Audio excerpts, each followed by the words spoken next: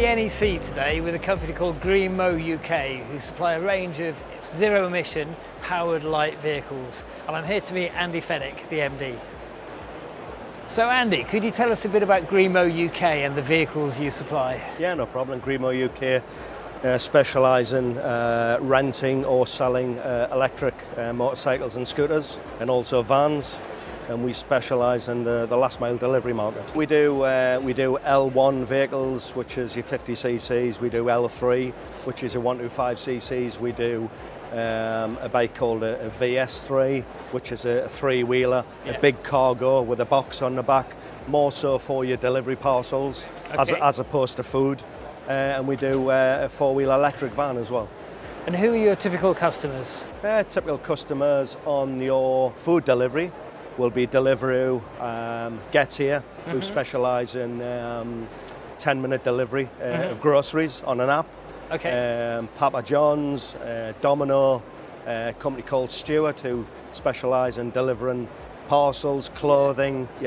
So if I'm a self-employed driver, why would I choose one of your 2 or 3 wheeled electric vehicles instead of, say, a petrol two-wheeler? There's a few reasons. You're riding a bike, that's green, there's nothing coming out the tailpipe. The price point, an electric scooter will be slightly higher than the equivalent petrol, but there's like an inflection point, so we've worked out you're getting about 6,000 miles. And that's when you're seriously saving money. There's a lot less servicing on the bike. There's no oil changes, no filter changes. So maintenance is very low. So a hell of a lot more economical. And are they mainly opting for 2 or 3 wheels? When it comes to delivering food or groceries, it tends to always be 2-wheel. Parcels and such like, they tend to go for the 3-wheel or the 4-wheel version. Because the payload's bigger.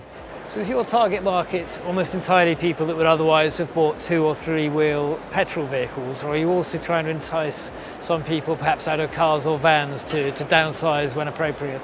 It's a downsizing from cars and vans. We live in a world now where everybody buys online, and that's a world we live in. So the industry has had to adapt to different vehicles.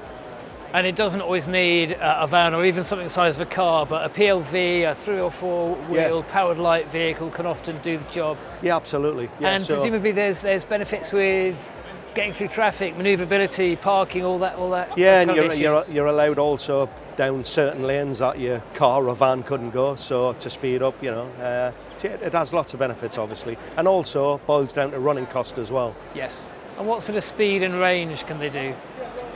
We have vehicles 28 mile an hour up to 60 miles per hour, vehicles that will do 40 mile range up to 84 mile range. And I know that one of the great things about these kind of bikes is that the batteries are removable, so you can presumably have 2 battery packs and swap them over as and when you need that extra range. They'll have a twin battery vehicle, and they'll run with 1 battery. And then the other battery's on charge. They'll get down to say 20%, they'll do a swap, and while that battery's getting run down, that one's getting charged. So they'll never be in a position where they run out. And presumably another big advantage of that removable battery pack is you can take it with you and charge it at home, even if you don't have off-street parking. Plug it in the home, plug it in the office, plug it in the warehouse, take it wherever you want. And how long would it take to charge a battery for one of these? We do fast charges, 3.5 hours, which, as I say, when you run a delivery bike with twin batteries, it's never been an issue. And if you are running low on charge during the day, do you have the option of going to a conventional car and van electric charge point if you want to? You can do. You can have a specific lead that will go from a Type 2 to the 3 pin. But we don't really get asked for that because people they work out what journeys to do, and this last mile, remember, they will work out of a certain area, and they'll probably only ever travel 3 miles in any particular direction. Are they reliable? Yeah, absolutely reliable. We have bikes out there on delivery that are doing 50,000 miles a year, working 16 hours a day with 2 different riders, 7 days a week. I don't believe you could run a petrol fleet doing that kind of mileage. And we haven't really talked about their environmental performance, but I know from reading about the subject they're very good environmentally, not only compared to petrol and diesel vehicles, but also compared to larger electric vehicles such as cars and vans. Yeah, you got lots of benefits in terms of, let's start with noise pollution, no noise pollution. So you will get a council give a business a permit to do, say, food delivery at midnight, whereas if they were using petrol scooters, the local residents would have none of it. So that's obviously a game changer as well. In terms of, you got your 6 metre, 3.5 tonne diesel van in central London, when really all it needs is a fully electric vehicle with a smaller payload, 2 metres long.